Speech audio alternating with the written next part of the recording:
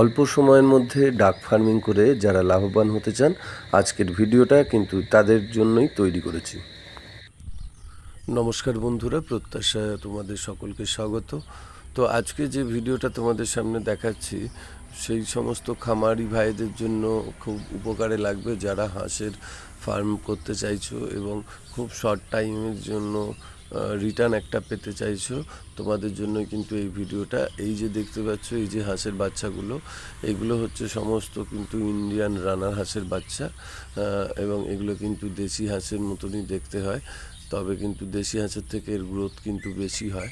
ফলে ভালো করে যদি এদের পরিচর্যা করা যায় এবং ভালো কোয়ালিটির খাবার দেওয়া যায়, তাহলে কিন্তু এগুলো তোমরা 3 মাসেই কিন্তু এগুলো বিক্রির উপযুক্ত হয়ে যাবে।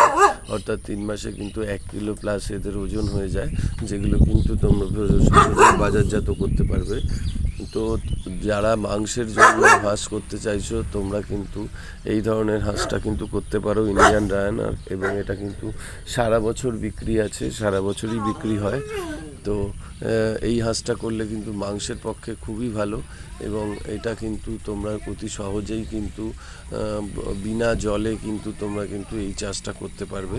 অতএব যারা কম সময়ের মধ্যে ডাক ফার্মিং করে রিটার্ন পেতে চাও, তোমরা কিন্তু এই ইন্ডিয়ান রানার হাঁসটা নিয়ে কিন্তু তোমরা ফার্মিং করতে পারো।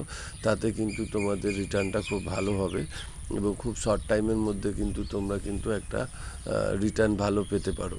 তো এই ইন্ডিয়ান রানারটা কিন্তু আমরা প্রচুর পরিমাণে আমরা নিজেরা কিন্তু হ্যাচ করে থাকি।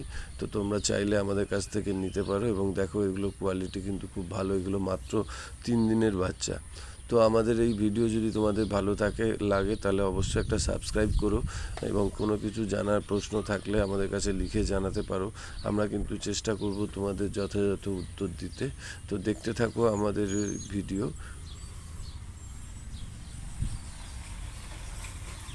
তো এই রানার হাঁস কিন্তু পালন করে ইতিমধ্যেই কিন্তু অনেক ফার্মার কিন্তু অনেক লাভবান হয়েছেন, তোমরাও করতে পারো।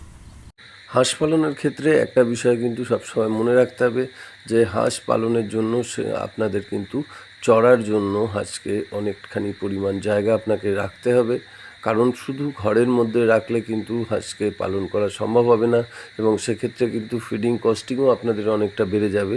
ফলে আপনারা সেক্ষেত্রে যদি জলাশয় ব্যবহার করেন এবং কিছুটা ফাঁকা, যেভাবে আমরা দেখাচ্ছি এরকম খোলা জায়গায় যদি আপনারা হাঁসকে ছেড়ে রাখেন, তাহলে হাঁস কিন্তু প্রাকৃতিক উপায়ে তার যে খাবার, সেই খাবারের অনেকটা অংশই কিন্তু সে সংগ্রহ করে নিতে পারে।